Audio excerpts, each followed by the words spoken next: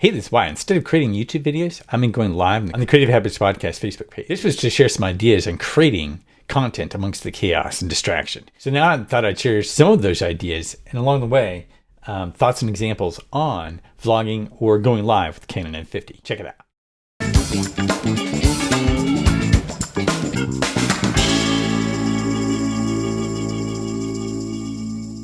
So going live is much easier using Ecamm Live and a Canon camera than it is using OBS Studio. OBS Studio is great, it's free, it's open source, but it does have a learning curve. And if you're just getting started or you just want to jump in and do some quick things, Ecamm Live is hands down much easier. One of the reasons is, of course, with using a Canon camera, you can just plug into Ecamm Live and go. You don't need anything else like Cam Link, which can be expensive if it's even in stock. So that's where Ecamm Live comes in great. You can plug in your camera and get started and go. OBS Studio, again, if you want to jump in to use that, you'll just need to use Cam Link to get started. Of course, you can use something like a webcam, but you'll be going from looking like this to looking like this. It's a pretty stark contrast between the two. And it's an obvious example where you can switch things around. Obviously, I can lower the light and do some things on there, and it is pretty clear. So if I were to lower the light on this, I could get something like this, and it's not too bad. Okay, but I just find the look and feel of the Canon much better. And if you got it, you might as well use it. Obviously, sound is important. If you're at your desk and you're vlogging from there, or you're doing it live, you can use a Blue Yeti, in which case you'd have sound like this, or you would have sound like this, and this is coming from the Logitech C920, or you'd have like this, which is coming from the built-in microphone from the computer. So you can decide which sound you like the best. I find that the Blue Yeti produces a much richer sound than any of the others. Now, of course, you can use a shotgun mic. Something like this is only like 20 bucks, and it ends up being great to use with the Canon.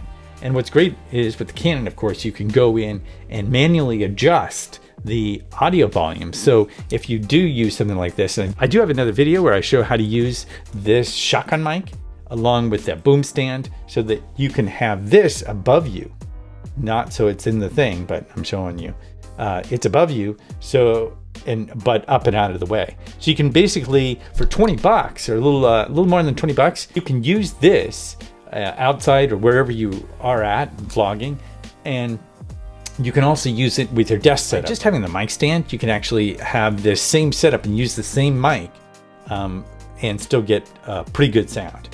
So if you watch that video, you can see the sound quality, and that way you can leverage the cost of just having one mic for dual purpose. Going live isn't hard. A lot of it is just pre-planning and having a step-by-step of where you're going to go next within your live. And instead of editing like you would with a video, you're having your live moments already laid out. And that's where Ecamm Live comes in handy, because you're able to have your text and your images and, let's say, some pre-planned video you're going to play. All of it is in there ready to go, and then you just end up going through the process and the different pieces by clicking on each part.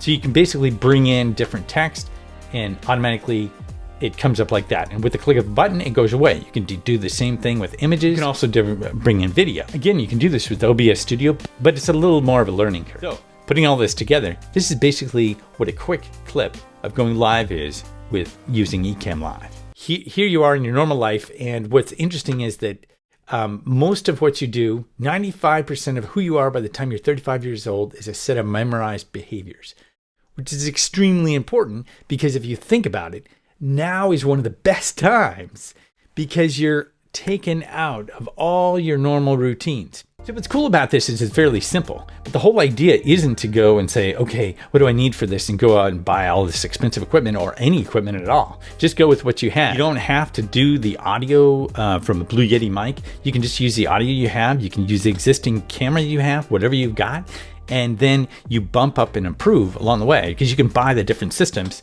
You can buy the shotgun mic for 20 bucks and then later on get the boom so you can use it in different things. It's whatever you have. And for starting out, and you don't have a tripod, just go ahead and pile it on a bunch of books. And it's that simplicity which you go with, and you get into the process, and then you start to bump up your different items along the way, where you get a tripod, you get the different pieces, and you don't let the tech or the lack of tech get in the way, but you end up doing your lives again, or doing your vlogging. And again, it's all about planning out and having some idea of what you're going to say, and the content becomes more important than the actual tech itself that you use. The tech just leverages it a bit further. When you do it this way, you don't let perfection get in the way. You go, okay, I'm going to have this and lay out with this and this and this, and then you go back and watch your videos. And when you watch them, you pick one thing you're going to improve upon. There's a lot of different things you might want to improve upon. I always have tons. But you'll have tech overwhelm, and you'll have like information overwhelm, and you'll have perfection overwhelm. All these things come together to prevent you from creating a video. So instead, pick one thing that you're going to improve the next time, and you just improve on that one thing the next time you go live or the next time you create a video. And in that sense, you're improving each time, and you're getting better each time, but you're not getting overwhelmed by all the different things you could improve. So obviously, being organized with your different sections is helpful. Here's one trick that some people use, and they'll basically go and do that one section and record it. And let's say it's just 30 seconds long or a minute long, maybe even 2 minutes, maybe longer, 5 minutes, whatever that section is. And especially when you're first starting out, the shorter you make it, the easier it is to do that section and then move on to the next one. Do that section, take a little break, set it up, then do the next one, do the next one. It might take a little longer at first, but once you get into the flow of it, it becomes much easier to go from section to section. And it also allows you to catch up.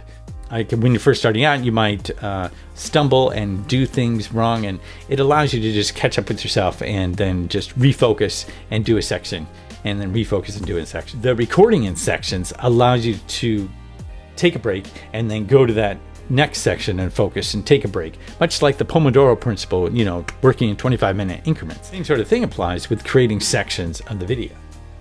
Okay, so let's take that previous Facebook Live and sexy it up a bit through some music. Check this out. This is where you can go and find some cool music, and this is what happens when you add a little bit of music to an existing video. Here you are in your normal life, and what's interesting is that most of what you do, 95% of who you are by the time you're 35 years old, is a set of memorized behaviors, which is extremely important, because if you think about it, now is one of the best times, because you're taken out of all your normal routines. All right, so now that you got that, you've got your Facebook Live. Let's say you've done a Facebook Live. Let's say you've done a section. A lot of people get easily distracted, and so just having one thing showing isn't necessarily going to work all the time. So that's where you pull in, of course, B-roll. Here's a cool place to find some B-roll. And here's taking that same Facebook Live that we added music to, and now let's add some B-roll. And that's what this looks like here. Here you are in your normal life, and what's interesting is that most of what you do, 95% of who you are by the time you're 35 years old, is a set of memorized behaviors, which is extremely important, because if you think about it, now is one of the best times, because you're taken out of all your normal routines. So if you so it's not award-winning, but you can see the progression. It's much like going from using books as a tripod and just bumping up what you're doing within your video that gets better and better. That's where you end up getting better and better each time. Video offers one of the best ways to connect. And during this downtime, if you're stuck inside and you're like, oh, I want to create videos, I want to get outside, I want to travel to these different places, and you're not able to, you can still take that same inspiration and set up a quick studio inside, and still with music and B-roll and different ideas, still creating a lot of the same video, but you're just doing it in a different format in different ways. Here's another video I did previously on some camera settings you can do to tweak. It's much easier to record and do adjustments on the fly. And here's another one using the remote feature. Leveraging that remote feature makes it much easier to basically capture what you want. So if you found this video helpful, be sure to give it a like. Have more coming on using your Canon to connect, engage, and inspire others during this downtime, and also grow your audience. So see you next time. Thanks a lot for watching.